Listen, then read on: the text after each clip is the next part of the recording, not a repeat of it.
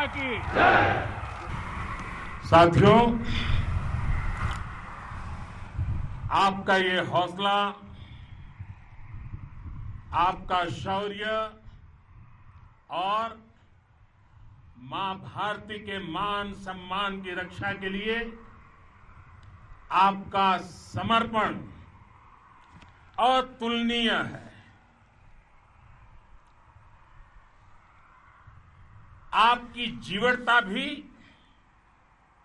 दुनिया में किसी से भी कम नहीं है। जिन कठिन परिस्थितियों में, जिस ऊंचाई पर आप मां भारती की ढाल बन करके उसकी रक्षा करते हैं, उसकी सेवा करते हैं, उसका मुकाबला पूरे विश्व में कोई नहीं कर सकता है। आपका साहस उस ऊंचाई से भी ऊंचा है जहां आप तैनात हैं। आपका निश्चय उस घाटी से भी सख्त है जिसको रोज आप अपने कदमों से नापते हैं। आपकी भुजाएं उन चट्टानों जैसी मजबूत है जो आपके इर्द गिर्द खड़ी है। आपकी इच्छा शक्ति आसपास के पर्वतों जितनी अटल है। आज आपके बीच आकर मैं इसे महसूस कर रहा हूं, साक्षात अपनी आंखों से इसे देख रहा हूं। साथियों, जब देश की रक्षा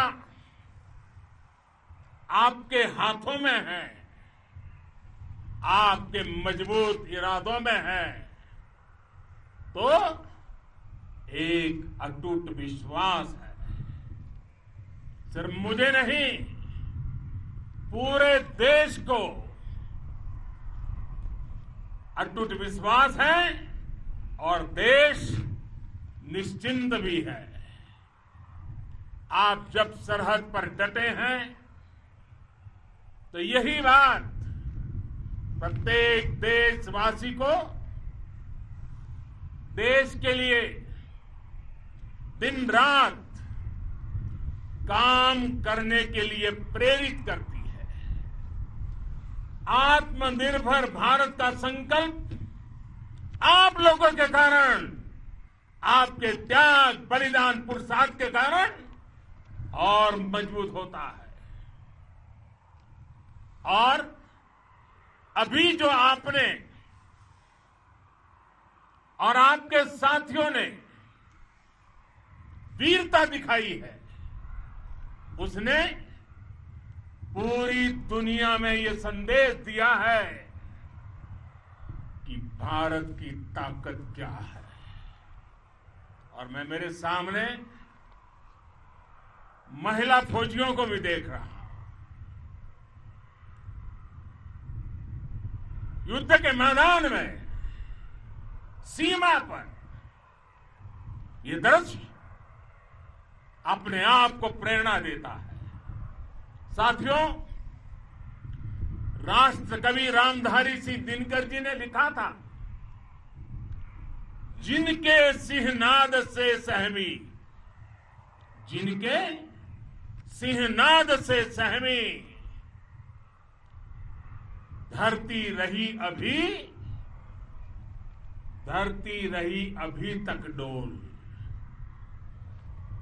कलम आज उनकी जय बोल, कलम आज उनकी जय बोल। तो मैं आज अपनी वाणी से आपकी जय बोलता हूं, आपका अभिनंदन करता हूं। मैं गलवान घाटी में शहीद हुए अपने वीर जवानों को भी पुनः श्रद्धांजलि अर्पित करता हूं। इनमें पूरब से, पश्चिम से, उत्तर से, दक्षिण से देश के हर कोने के वीर अपना शौर्य दिखाते थे। उनके पराक्रम, उनके सिंहनाद से धरती अब भी उनका जयकारा कर रही है। आज हर देशवासी का सिर आपके सामने, अपने देश के वीर सैनिकों के सामने आदरपूर्वक नतमस्तक होकर के नमन करता है। आज हर भारतीय की छाती आपकी वीरता और पराक्रम से फूली हुई है। साथियों, सिंधु के आशीर्वाद से ये धरती पुण्य हुई है। वीर सपूतों के शौर्य और पराक्रम की गाथाओं को ये धरती अपने आप में समेटे हुए है। लेह लद्दाख से लेकर करगिल और सियाचिन तक, रेजांगला की बर्फीली चोटियां से लेकर गलवान घाटी के ठंडे पानी की धारा तक, हर चोटी, हर पहाड़, हर जर्रा जर्रा, हर कंकड़, पत्थर भारतीय सैनिकों के पराक्रम की गवाही देते हैं। 14 कोर की जांबाजी के किस्से तो हर तरफ है। दुनिया ने आपका अदम्य साहस देखा है, जाना है। आपकी शौर्य गाथाएं घर घर में गूंज रही है और भारत माता के दुश्मनों ने आपकी फायर हुई देखी है और आपकी फ्यूरी भी। साथियों, लद्दाख का तो ये पूरा हिस्सा ये भारत का मस्तक है। 130 करोड़ भारतीयों के मान सम्मान का प्रतीक है। ये भूमि भारत के लिए सर्वस्व त्याग करने के लिए हमेशा तैयार रहने वाले राष्ट्रभक्तों की धरती है। इस धरती ने कुशक बकुला रिम्पोछे जैसे महान राष्ट्रभक्त देश को दिए हैं। ये रिम्पोछे जी ही उन्हीं के कारण जिन्होंने दुश्मन के नापाक इरादों में स्थानीय लोगों को लामबंद किया। रिम्पोछे की अगुवाई में यहां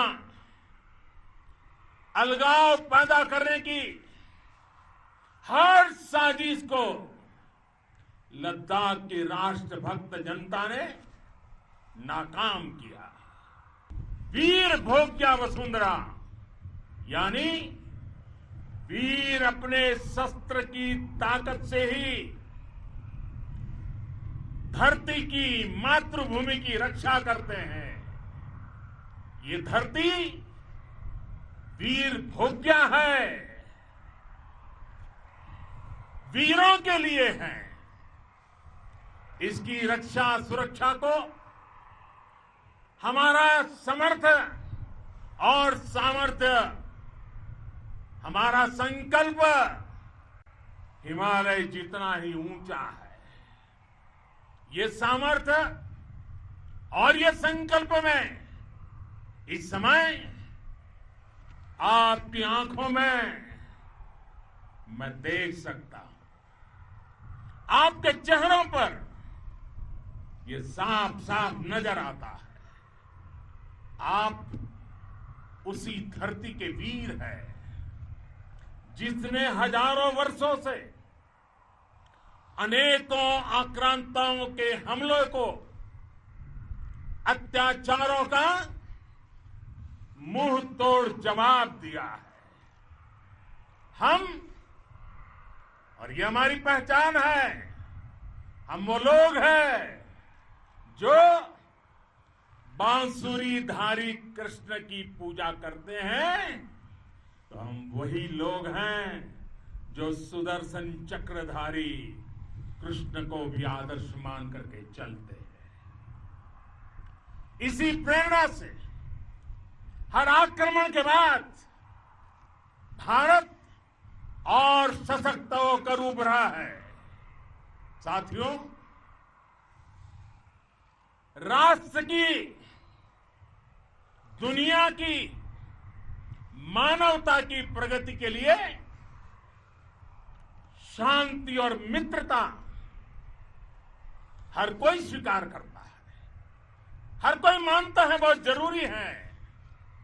लेकिन हम ये भी जानते हैं कि शांति निर्बल कभी नहीं ला सकता। कमजोर शांति की पहल नहीं कर सकता। वीरता ही शांति की पूर्व शर्त होती है।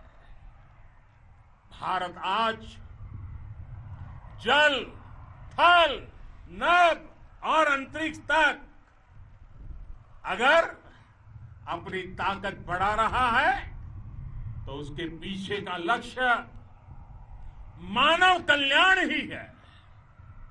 भारत आज आधुनिक अस्त्र शस्त्र का निर्माण कर रहा है। दुनिया के आधुनिक से आधुनिक तकनीक भारत की सेना के लिए ला रहे हैं, तो उसके पीछे की भावना भी यही है। भारत अगर आधुनिक इंफ्रास्ट्रक्चर का निर्माण तेजी से कर रहा है तो उसके पीछे का संदेश भी यही है। भारत की सेनाएं हमेशा से इसी मार्ग पर चली है। साथियों, विस्तारवाद का युग समाप्त हो चुका है। ये युग विकासवाद का है। तेजी से बदलते हुए समय में विकासवाद ही प्रासंगिक है। विकासवाद के लिए ही अवसर है और विकासवाद ही भविष्य का आधार भी है। बीती शताब्दियों में विस्तारवाद ने ही मानवता का सबसे ज्यादा हित किया, मानवता को विनाश करने का प्रयास किया।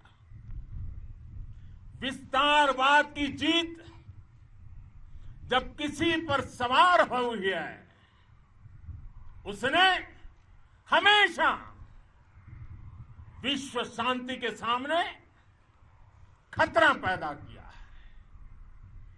और साथियों, ये न भूले, इतिहास गवाह है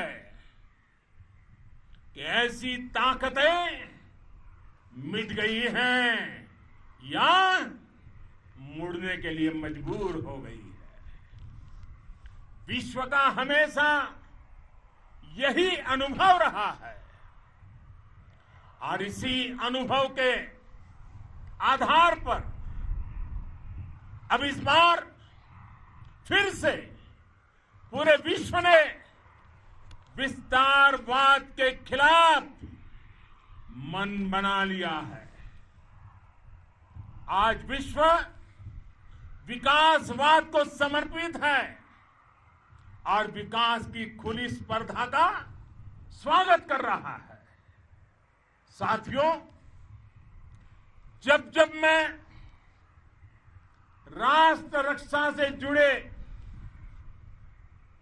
किसी निर्णय के बारे में सोचता हूं तो मैं सबसे पहले दो माताओं का स्मरण करता हूं। जब भी मैं राष्ट्र रक्षा के विषय में सोचता हूं तो मैं सबसे पहले दो माताओं का स्मरण करता हूं। पहली, हम सभी की भारत माता। जब मैं दो माताओं का स्मरण करता हूं, पहली हम सभी की भारत माता और दूसरी वे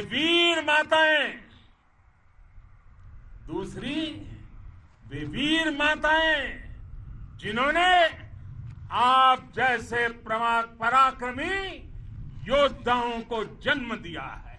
मैं उन दो माताओं का स्मरण करता हूं। भगवान गौतम बुद्ध ने कहा है, साहस का संबंध प्रतिबद्धता से है, कन्विक्शन से है। साहस करुणा है, साहस कंपैशन है।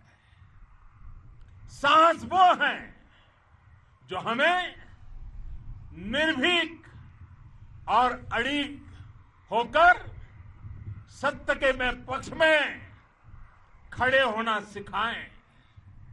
साहस वो है जो हमें सही को सही कहने और करने की ऊर्जा देता है। साथियों,